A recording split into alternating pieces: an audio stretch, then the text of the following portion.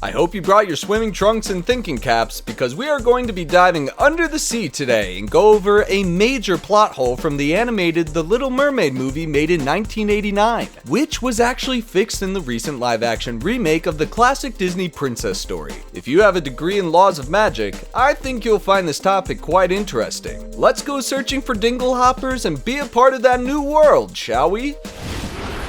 The 1989 animated version of The Little Mermaid is a very popular Disney classic to this day, hence the live-action remake. The newest version of the fairy tale did make a few changes to little details of the animated film, which ultimately enhanced the storytelling of the romance between Prince Eric and Ariel. Despite these changes, the overall story isn't ruined as these details weren't too significant, but one difference that was made in the live-action remake surprisingly cleared up a controversial issue from the animated film. This has to do with the deal that Ariel makes with Ursula in order to go up to land. Now, if you've never watched the original The Little Mermaid, 1. What are you doing here? Go watch the movie! And 2. Long story short, Ariel signs a contract underwater to a scary-looking magic squid that ends up giving her legs to explore the human world. But the catch is she has to give up her voice in return. You know, the typical legal requirements to become human. Okay, that didn't really make sense, but you know what I'm trying to say. The only comprehensible words seen on the contract in the animated film are, I hereby grant unto Ursula, the Witch of the Sea, one voice in exchange for ... for all eternity. There is writing between the top and bottom of the contract, but all I can say is that it is definitely not in English. So fast forward in the film, Ariel goes to land and falls in love with Prince Eric, but it's difficult to communicate with one another about how they feel because, yes, you guessed it, she can't speak. Whee! What a predicament! Here's the thing though, Ursula never said anything about written communication, so why didn't Ariel write down her phone number on a napkin like any other human would in today's world? Other than the fact that she didn't have a phone in the movie, there is no reason why Ariel couldn't write Eric letters to express her feelings in current situation. If this situation were to be addressed in the film, it would have erased a lot of the conflict seen between the two lovebirds. So how does the live-action remake address this problem?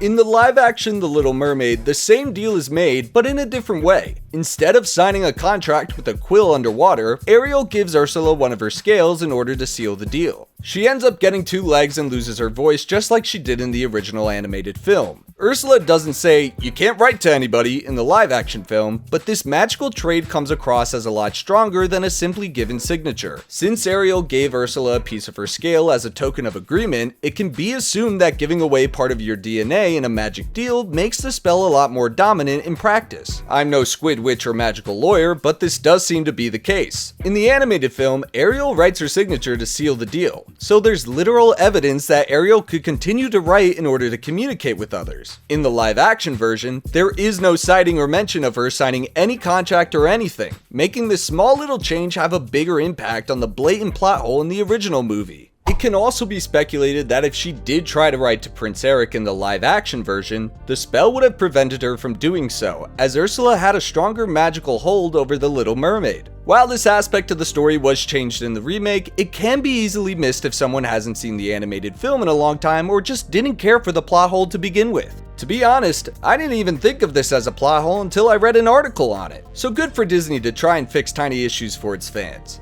Since this difference does fix the communication plot hole, it helps enhance the viewing experience for audience members who recall that issue. There's no reason for a viewer to get upset by Ariel's struggle to communicate in the live-action version since the making of the deal was different. Besides other minor changes to the film like Ursula and King Triton being brother and sister, this is the change with the biggest impact on Little Mermaid fans. I personally will cut some slack for the 1989 film since 1. It was 1989, 2. There are a lot of movies with far more horrible plot holes, and 3. Did I mention it was 1989? Yeah, you said that. The film had bangers for songs and a great overarching story. I'm more upset with the fact that Ariel could sign a piece of paper underwater in that movie. Does that not bother anybody else? All in all, the live-action remake of The Little Mermaid recreated a beautiful Disney princess story in an amazing way. Every movie has its flaws, and live-action remakes of an animated film can be a drastic hit or miss, but this one really stands out in a positive light. What are your thoughts on this plot hole being addressed in the recent film? Were there any other changes that you thought enhanced your viewing of the story? Please let us know in the comments section below. It's always fun to get some discussion going on with other fans. And while you're at it, make sure to subscribe and put on those post notifications so you don't miss out on any new and upcoming content here at CBR.